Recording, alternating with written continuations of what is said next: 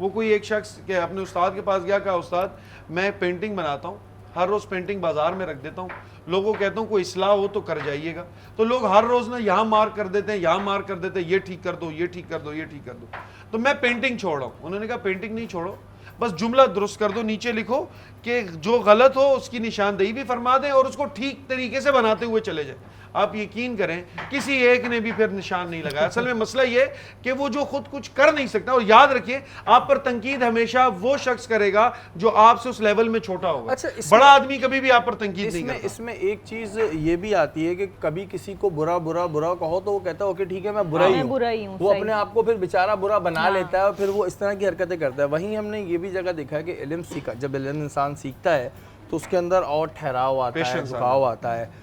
Patience آتے ہیں۔ لیکن کچھ لوگ ایسے ہوتے ہیں جب وہ علم حاصل کر لیتے ہیں تو وہ پھر اپنے آپ کو سپیریئر سمجھنے لگتے ہیں، اور اس کو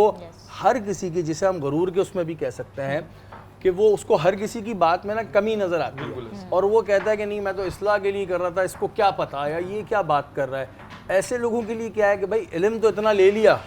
کہ بھائی آپ پی ایچ ڈی کر لیا، ڈاکٹریٹ آپ نے حاصل کر لی، ساری ڈگریاں آپ کے پاس ہیں، لیکن آپ کو طریقہ ہے طرز زندگی چلنا نہیں آ رہا۔ دیکھیے شہری بھائی، اگر میں مثال ہمیشہ دیتا ہوں رسول اللہ صلی اللہ علیہ وسلم کی، مجھے بتائیں غزوہ خندق ہے، حضرت سلمان فارسی سے مشورہ لے لیں، خود سید الانبیاء ہیں، وہی اترتی ہے، لیکن پھر بھی فرماتے ہیں سلمان تمہارا کیا خوبصورت مشورہ ہے، آج تک ہم یاد کرتے ہیں حضرت سلمان فارسی کو مشورے کے لیے۔ خود صحابہ فرماتے ہیں جب ہم رسول اللہ صلی اللہ علیہ وسلم سے بات کرتے تھے، اب تو کوئی مجھ سے بات کرے تو میں اس طرح دیکھتا ہوں، صحابہ فرماتے تھے جب رسول اللہ صلی اللہ علیہ وسلم سے بات ہوتی تو رسول پوری طرح مڑ کر متوجہ ہو کر سنتے، اس طرح اپنا رخ، اپنا چہرہ اس کی طرف، اس کے مشورے کو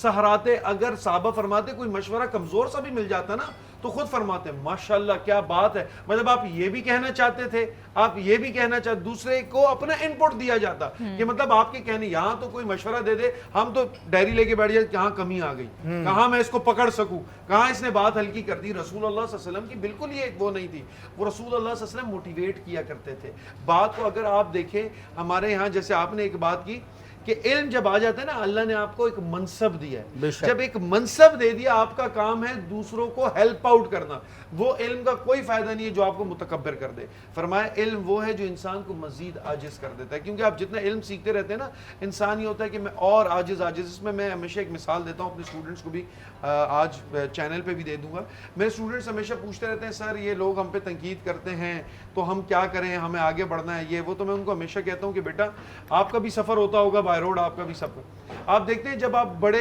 موٹر وے پہ اس طرح کے روڈ سے جا رہے ہو نا تو ایک کتا ٹائر کے پیچھے بھونکنے لگ جاتا ہے، صحیح ہے، بھونکتے بھونکتے آپ کے ٹائر کے پیچھے جا رہا ہوتا ہے،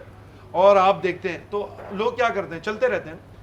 بیوقوف انسان کون ہے، گاڑی روکے گا، اترے گا، کتے کو لات مارے گا، پاگل ہے کیوں میرے پیچھے دوڑ رہا ہے، ایسا تو کوئی نہیں کرتا۔ اچھا اگر آپ اس کتے کا مقصد بھی دیکھیں نا، اس کا مقصد یہ ہے کہ وہ آپ کی گاڑی چھین لے، کہ وہ ڈرائیو کر کے نکل جائے، یہ بھی اس کا مقصد نہیں، اس کا مقصد ہے صرف بھونکنا، آپ کو تنگ کرنا۔ تو بیوقوف شخص وہ ہے جو اپنی گاڑی روکے، اس سے الجھے، سمجھدار کون ہے، چلتا رہے۔ تو بیسیکلی ہمارے دنیا میں آپ پر تنقید کرنے والے لوگ بہت ہوں گے، آپ کمنٹ کرنے والے ہزار لوگ ہوں گے، آپ یہ دیکھیں آپ اپنا کام کر رہے ہیں اس پر چلتے رہیں، اللہ رب اگر آپ اپنا کام صحیح طریقے سے کر رہے ہیں تو آپ اپنا کام کرتے رہیں۔ اور یہ بات میں پہلے بھی کہہ چکا ہوں کہ بغیر تصدیق کے جو کامنٹ کر رہے ہوتے ہیں وہ بہتان لگا رہے ہیں، اور ان کو بھی بہتان جتنا گناہ مل رہا ہوتا ہے۔